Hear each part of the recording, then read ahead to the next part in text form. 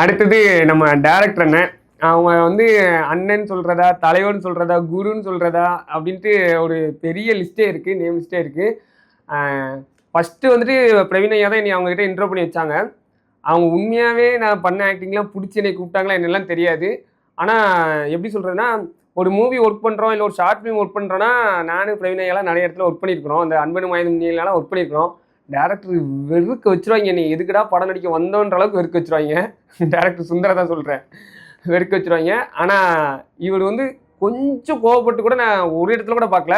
Maybe கோவம்லாம் இருக்குன்னு நினைக்கிறேன். அசிங்கமா திட்டணும்னு நினைச்சா கூட என் முன்னாடி எதுவுமே பேசினதே கிடையாது. ஐயா இன்னும் ஒன் மோர் டேக், இன்னும் ஒரு டைம் மட்டும் போயிடலாங்கய்யா, திரும்ப பண்ணிடலாங்க. ரொம்ப பொலைட்டா பேசுவாங்க. இவங்க கூட ஒர்க் பண்றதுக்கு எவ்வளோ இரிட்டேட்டா இருப்பாங்களா, அந்த பர்சன் கூட இவர் கூட ஒர்க் பண்ணா ஜாலியா ஒர்க் பண்ணுவாங்க. அவ்வளோ வந்து ஒரு ஒரு ஒர்க் பண்ற ஃபீலே குடுக்காத அளவுக்கு பண்ணிடுவாங்க. உண்மையா ஒர்க் பண்ற ஃபீல் இருக்கு.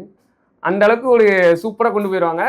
அ வேற என்ன சொல்றதுன்னா, திறமை அப்படின்னு சொல்லி பார்த்தா, அவர்லாம் இந்நேரத்துக்கு ஒரு 4, 5 படம் பண்ணியிருக்கணும். ஏன் பண்ணாம இருக்காங்கன்னு தெரியல. உண்மையாவே அந்த அளவுக்கு அவங்களுக்கு தெரியாத நாலேஜே கிடையாது. அவ்வளோத்துக்கு எல்லாமே தெரிஞ்சு வச்சிருக்காங்க. அ அவங்க வளர்றத தாண்டி என்னையும் சேர்த்து வளர்த்தணும்னு நெனச்சதுக்காக டைரக்டருக்கு ரொம்ப ரொம்ப உண்மையாவே மனசுல இருந்து சொல்றேன். ரொம்ப பெரிய நன்றி.